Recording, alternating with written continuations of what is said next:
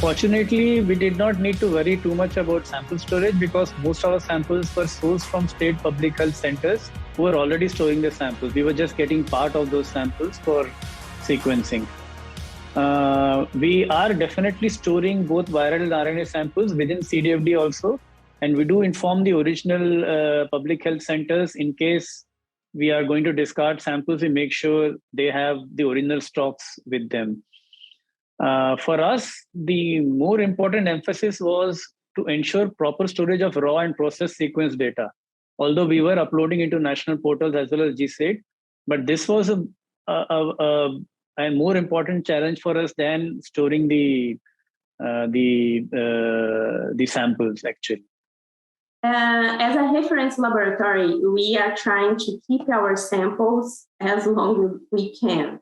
So, for example, we have samples from the previous pandemic that we had, the H1N1 pandemic in 2009.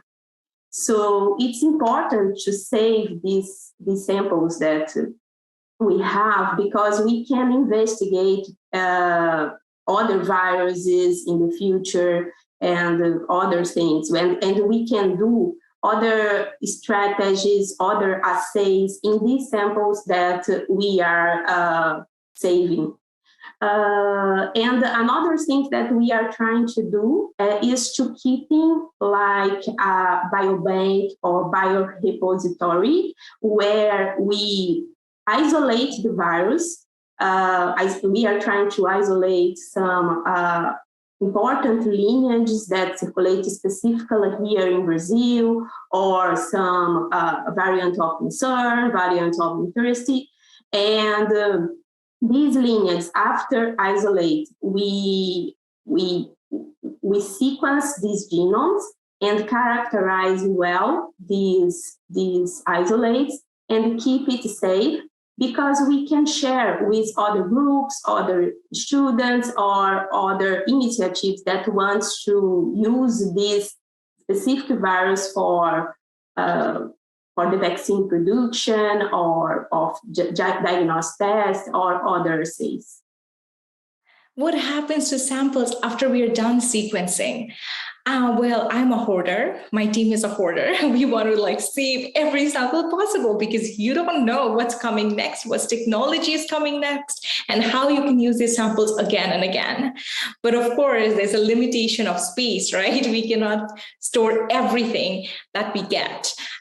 So we have come up with some policies where we do not store the RNA that is extracted from the samples. We dispose them.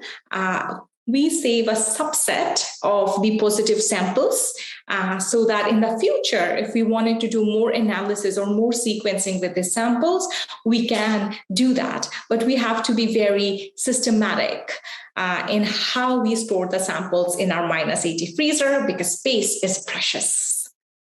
Well, after sequencing samples, we do keep some in our biorepository, but then those like the products of all those reagents or the PCR and stuff that we didn't move on for sequencing, we basically just dispose them, following the right biosafety procedures.